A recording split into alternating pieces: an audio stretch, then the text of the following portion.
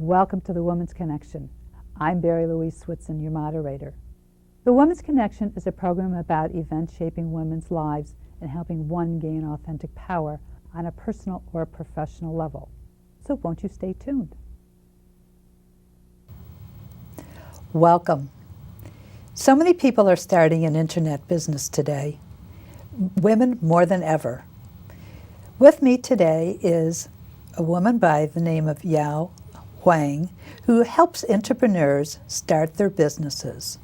And we're going to find out what you should do, what you shouldn't do in starting your next enterprise. And I would like to welcome Yao. Welcome. Thank you. You didn't start out in life in the internet world. What was your background first? I received a doctorate in pharmacy and went to work for the big drug companies and decided that one day I wanted the speed to be a little faster and left to start my own company with a bunch of friends. About 10 years later now, it's been a great ride, just being able to take ideas and turn them into reality. But what made you go from a pharmacist to internet world? I just didn't like how things were moving slowly in corporate America. The pharmaceutical industry is a great one, but lots of regulation and long life cycles.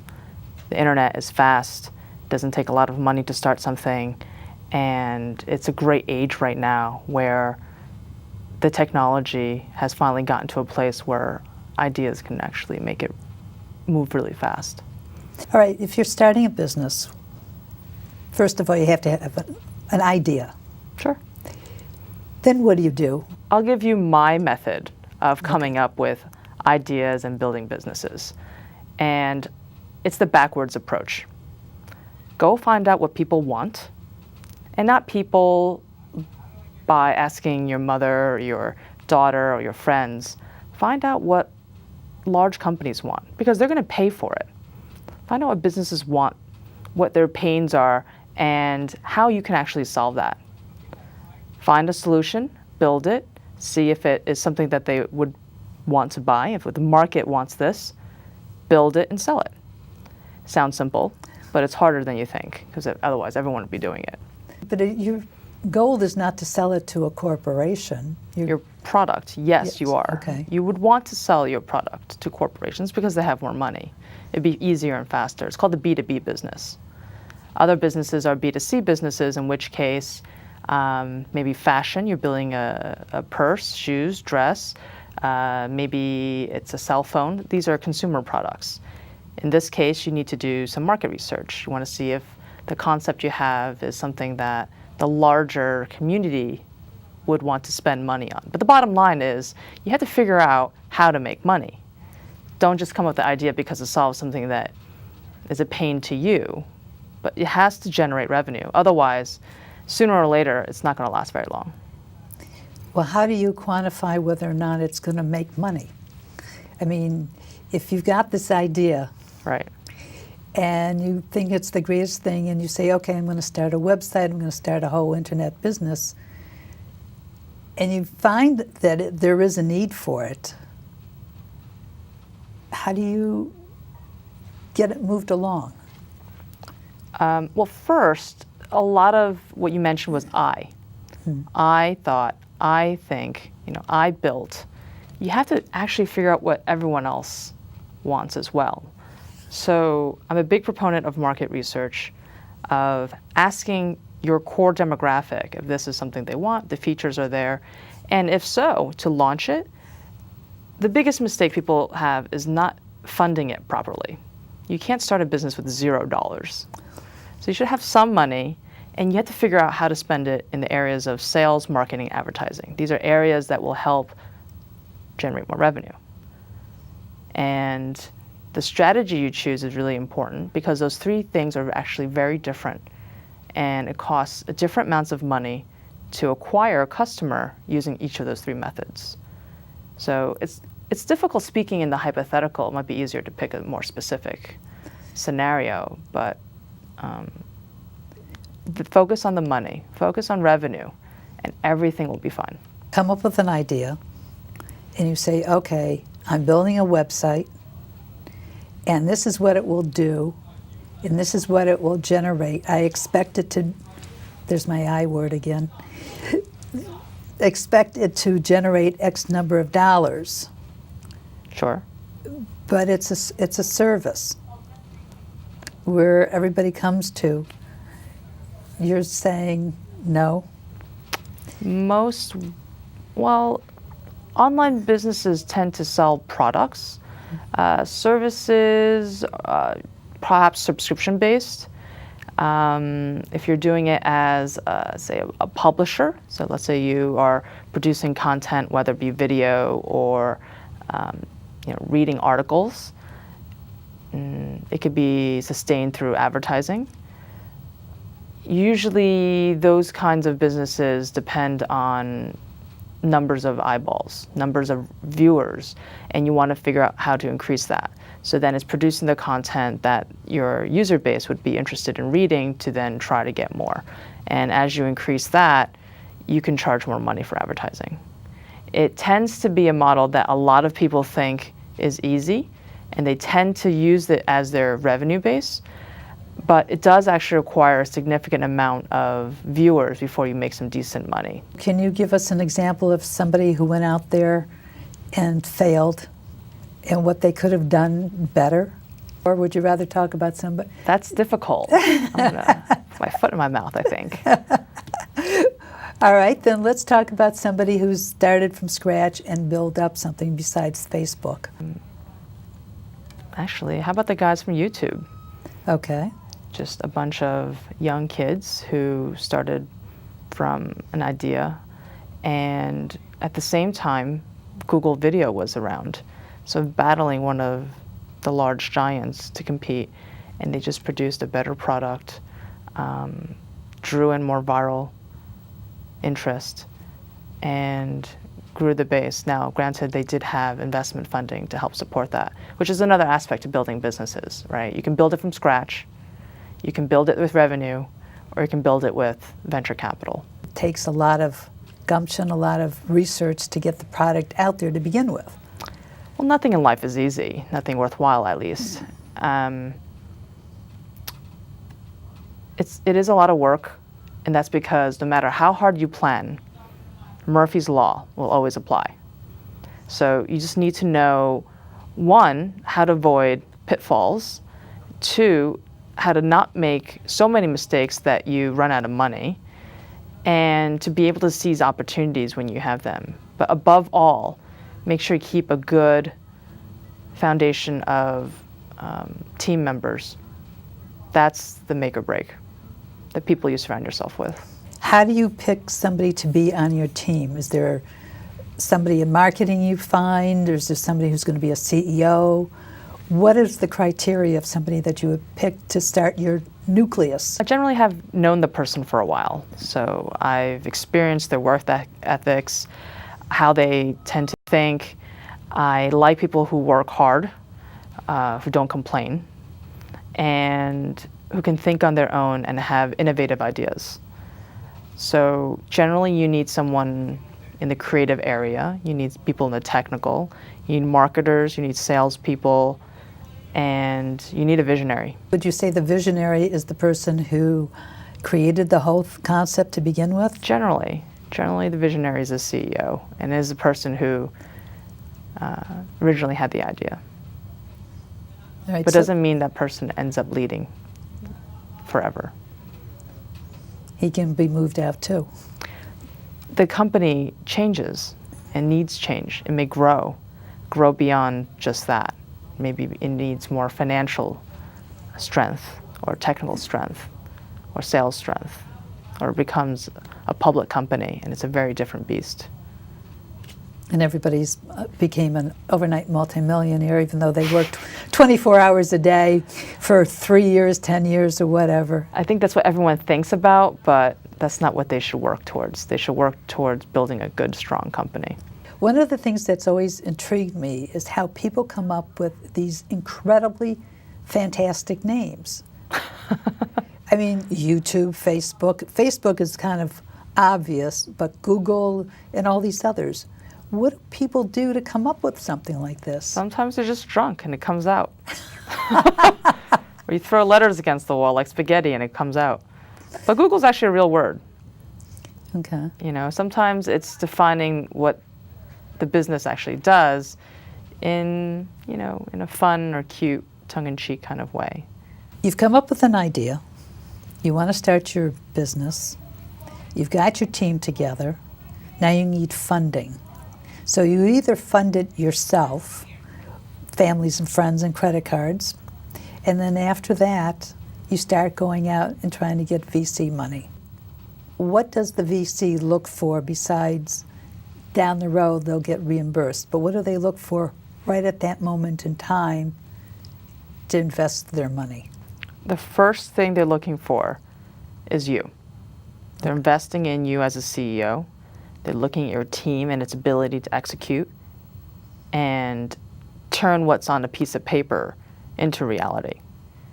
And the more they feel comfortable with that, the more your team looks solid and have experience, the more likely it will happen.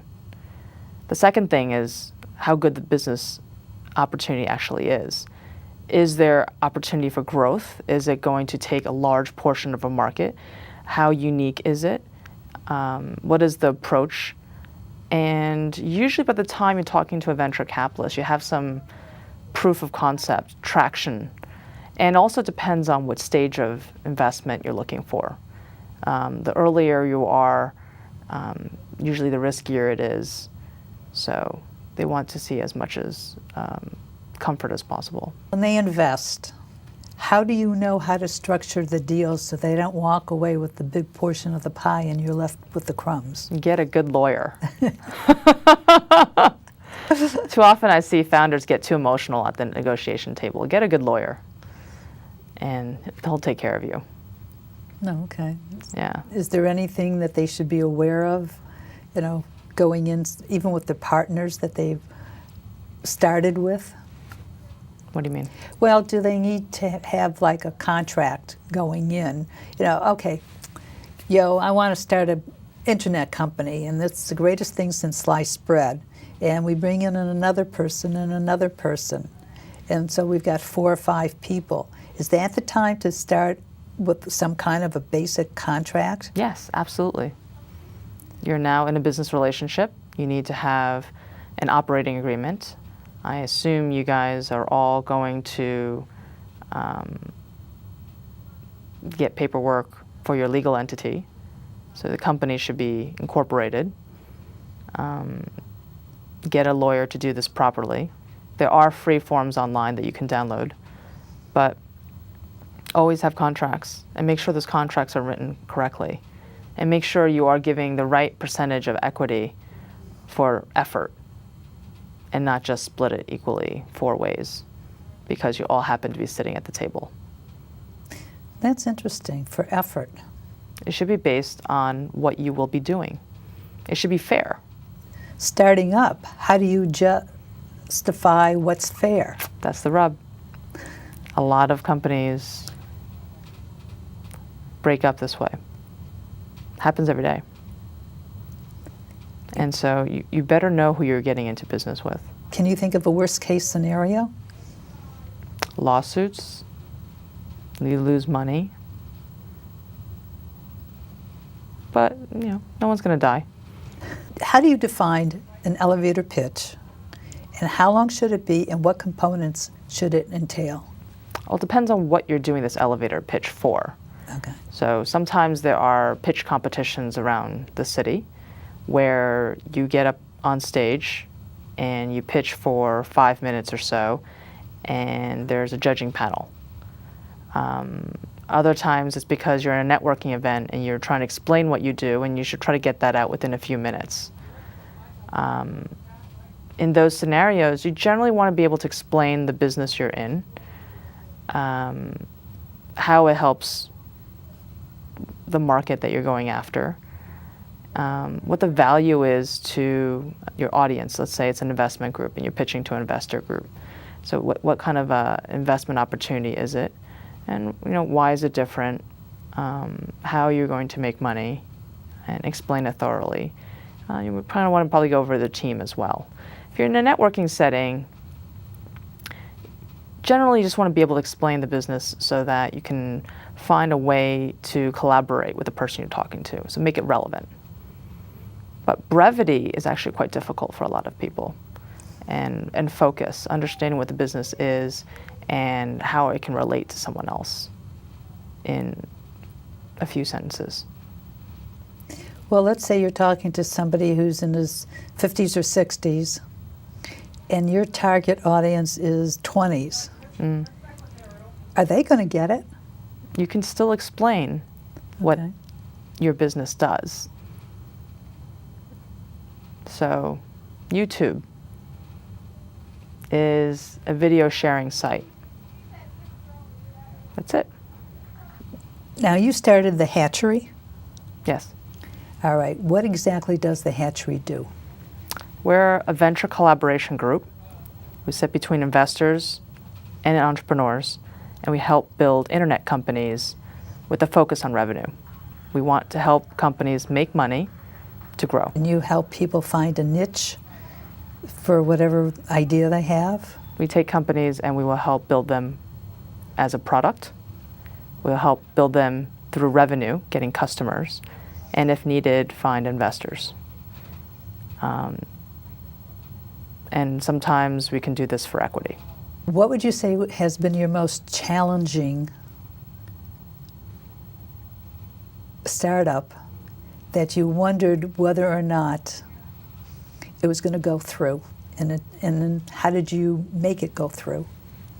Well, we're working on one right now, so I have no idea what's going to happen until it's done, despite all the planning.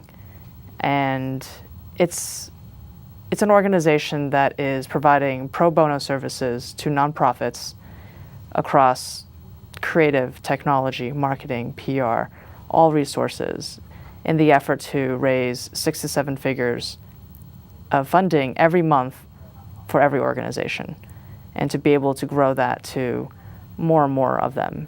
And the purpose is to allow organizations to focus on the good that they do and to take funding off the table to make them sustainable, essentially. Great, novel idea. Well, let's see if it works out. Have you started it yet, or is it still? We have a number of organizations. We have over 150 million in reach, and we're looking for good causes to support. Everybody's looking for money because they're so, capital is very scarce. Well, it also takes a lot of work. It's hard work, and we may not have enough manpower to do everything. So we're helping out. But we found a way to do it that's scalable. That's fantastic. You want to share how you found out, or figured it out? A year's worth of research. Oh, okay. A lot of asking questions, a lot of understanding where nonprofits make money, where the money comes from, and the most efficient ways, and how to grow that in a crowdfunding way. So instead of getting lots of money from one person, can we get little bits of money from lots of people? And how do you have them let go of that money? Right? It's hard asking them for donations over and over again. What else can we do? So it's asking a lot of questions, and over a period of time, finding a win-win situation for everyone at the table. And so what we built was an auction game that auctions off celebrity priceless experiences over a course of a month. For example? Oh, I can't release that at the moment. Oh, okay. You talk about doing research, and you say talk to people to do a lot of the research to see if your product or service is needed. Where else would you suggest doing research? Any books or periodicals? Or just talk to people. It's better to find out before you start if something's going to work, rather than when you're knee-deep in it. Because at that point, it's costing you a lot of money. So it's better to spend a little money to understand the bigger picture. You can do surveys. You can do surveys live. You can do them on the internet. You can have interviews with marketing teams. There are statistics out there already done by groups, research firms like Nielsen and ComScore. There's lots of data there. And with all the research that's done, it'll give you a better footing, but nothing will tell you better than live sales data. Try selling something. Maybe even if you don't have it completely done, get some comps made, get some essentially prototypes, and try selling this. You'll understand what your customers want so much more through that act of it. And then iterate, because you're not going to get it perfect the first time out. Do you find that there's a bevy of books to read to get, business savvy, consumer product savvy as part of your research? I think they're born and not made. You can't study to become this. It's having a strong gut. And in the end, just like I said in the beginning, it's not just you, it's a team. And you can't know everything. You can't know every single skill, which is why you have co-founders and you have employees that do different aspects of the work that's needed. Some people are creative, some people are technical, some people are really great at selling.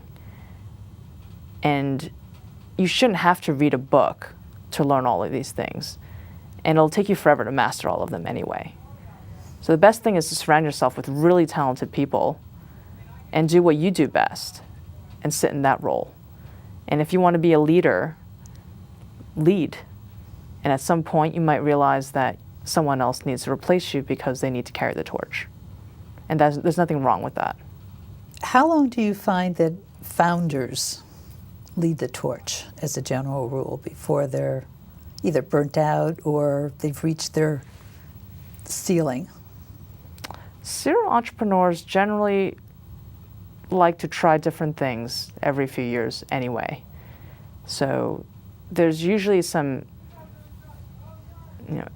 exit that happens. Either they sell the company, it goes IPO, the investment firm inserts a new CEO perhaps. Sometimes founders step down to assume a different role that's more skill specific. But it's on a case-by-case basis. I don't think any two stories are alike. And I know everyone wants to generalize this whole experience just to get some advice, but there really is nothing that's going to prepare you for the roller coaster ride. And if you're not ready to go through both a great experience and horror, if you're not ready for this, stay with the 9-to-5 job. Stay with steady, because as glamorous as it may seem on television with these billionaires, there's the opposite of that as well. Well, right now I'm reading David Kirkpatrick's book on the Facebook effect, and it talks about from when Mark Zuckerberg created it, and just what you're talking about, the roller coaster. But what I found fascinating was the way he intuitively knew how to break into a new market, get it going, and then continue his growth pattern there. It's phenomenal, as well as the ups and downs of everybody wanting to throw money at him and wanted a piece of the business, and he kept saying, no, I'm only in the middle of the book, but I know eventually he's going to do an IPO down the road. But I'm just saying how he strategically built it. And I'm just learning so much about it through his hardships. Yeah. Again, knowing who you're selling to, knowing where they are, and knowing how to get to them. So try not to go into a business you're not familiar with. Either research it to understand it over a long period of time, surround yourself with experts, or be the expert. And generally people are. They usually tend to go into things that they have a background in. What do you find are some of the worst mistakes that startups make? They haven't done their research. They haven't done gotten enough money to start it. But is there anything else? They pick the wrong people. All right. Or they build the product and they don't know how to get customers, meaning they maybe not have a salesperson on their team, and it's all technical. So a technical team sometimes works, sometimes does.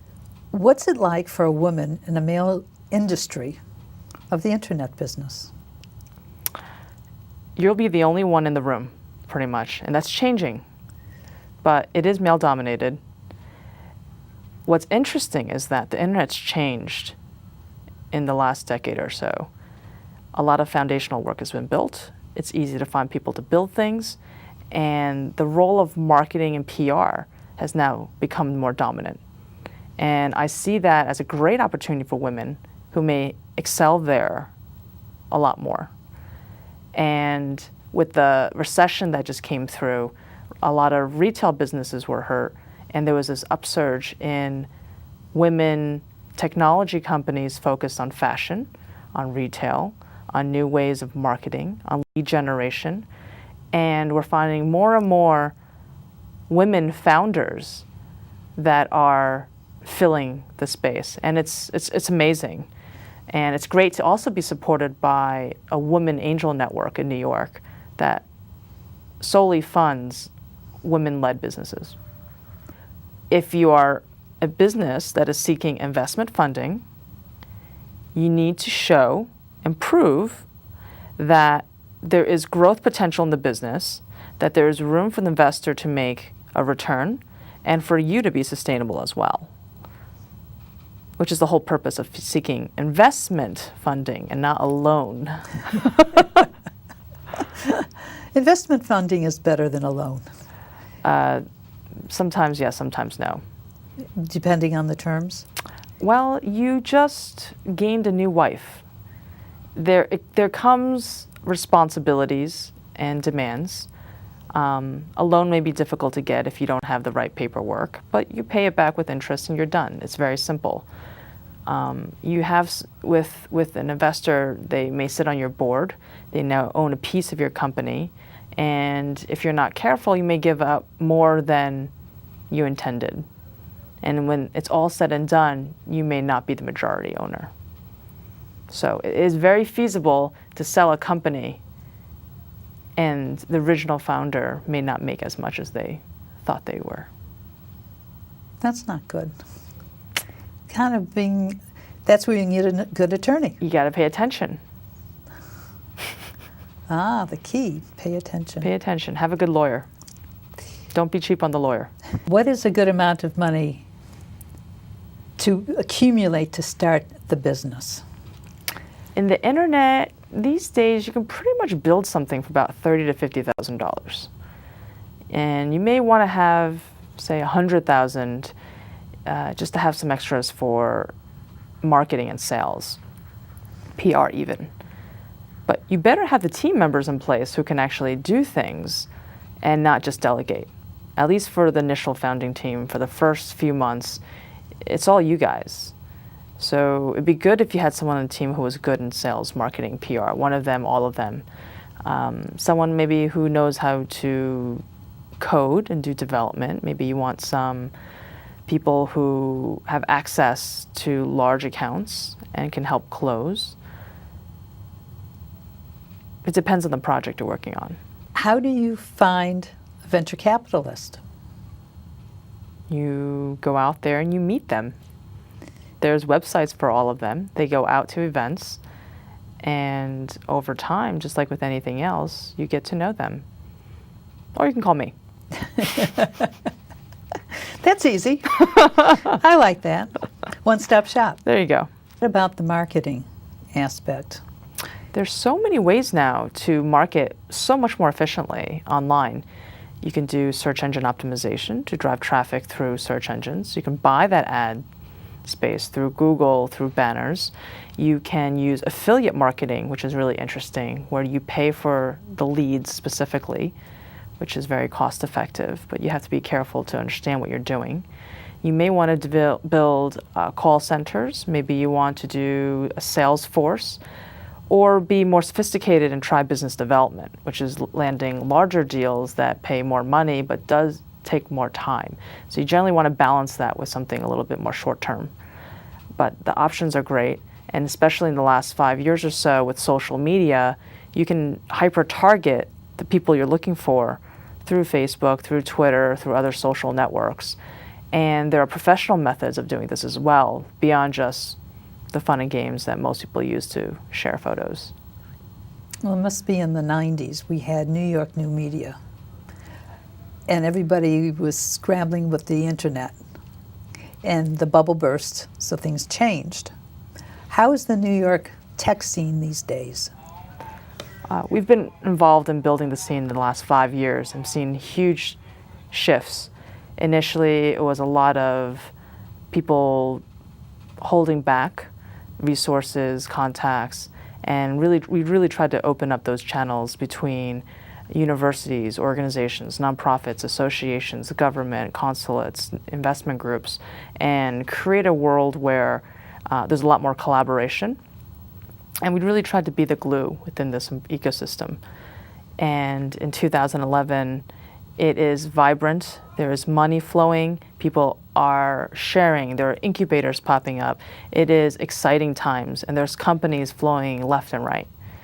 And New York has become a hotbed where everyone wants a piece of. And companies and investment groups are coming into New York specifically to find opportunities. And it's amazing.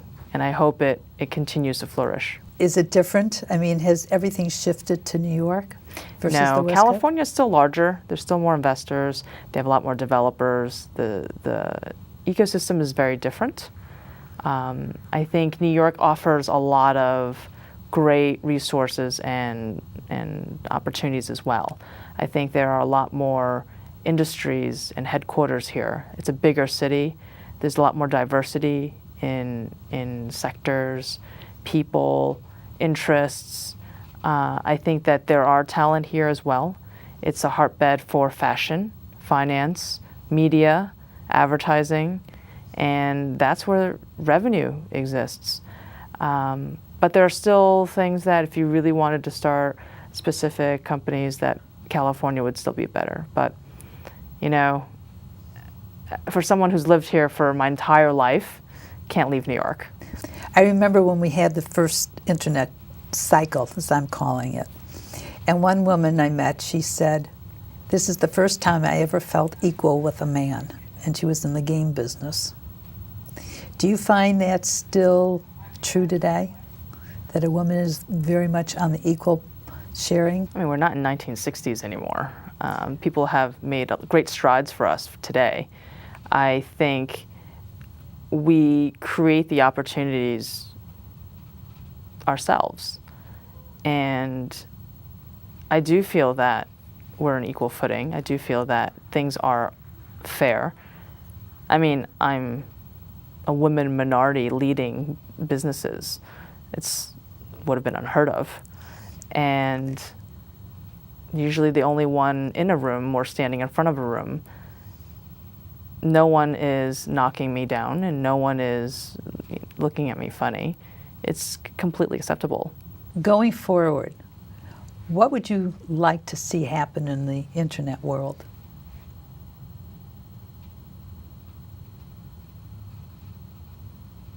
Oh, I gotta think about this one.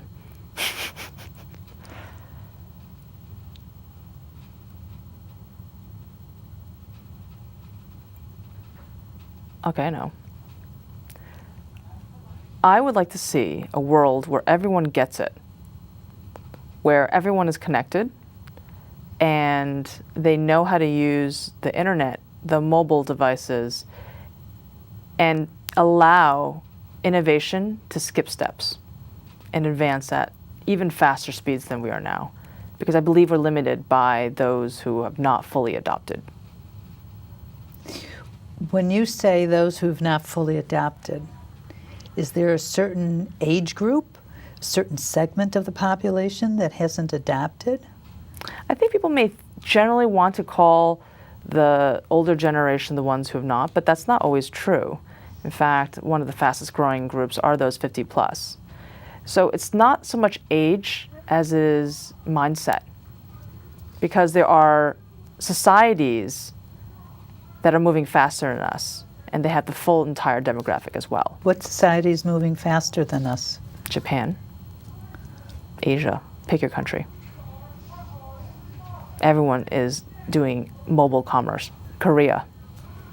What do you think is holding us back? Government? Maybe. I mean, I'm not an expert in government affairs, but part of it is due to infrastructure, right? We still have people on dial-up. They need to advance.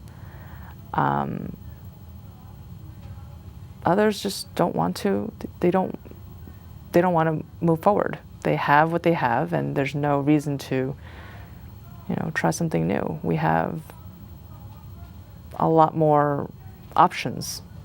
Would you say that a lot of it has to do with the fact that we developed it and we've taken it so far, and the rest of the world is taking where we've left off and running with it? Some countries are skipping ahead and going straight to the latest technologies, yes. And they're now less expensive, so more people can have them, yes. That's part of the reason.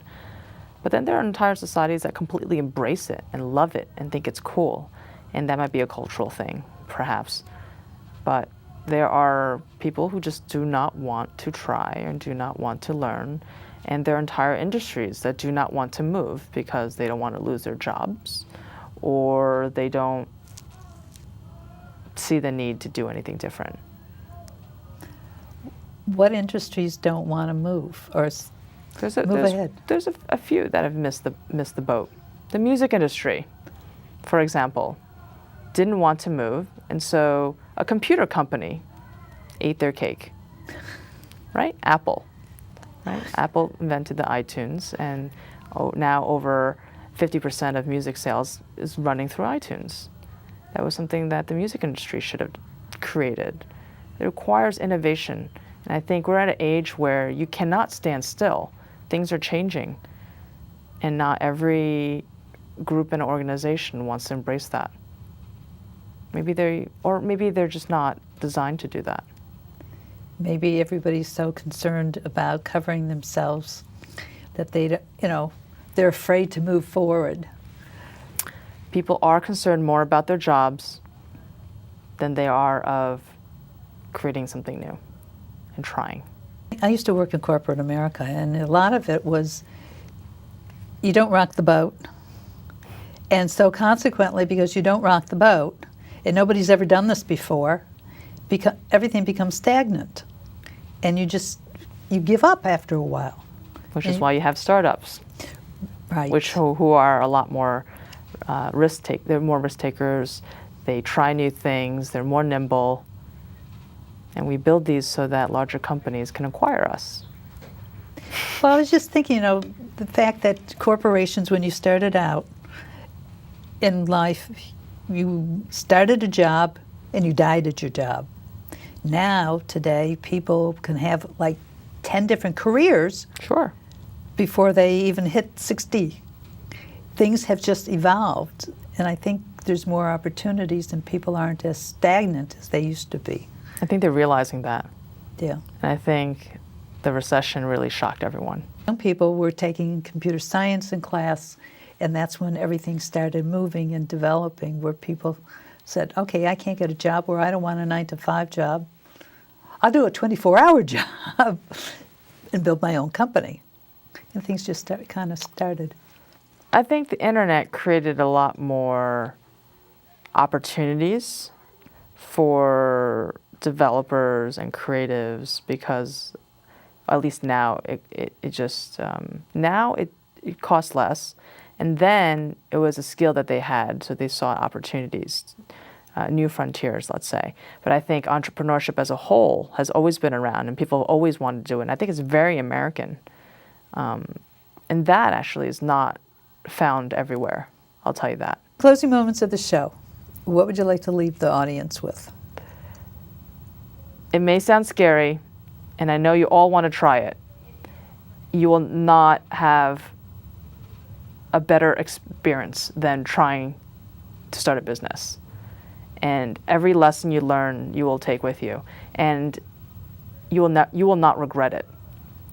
Because when you're old in a rocking chair at 90 or 100 these days, right?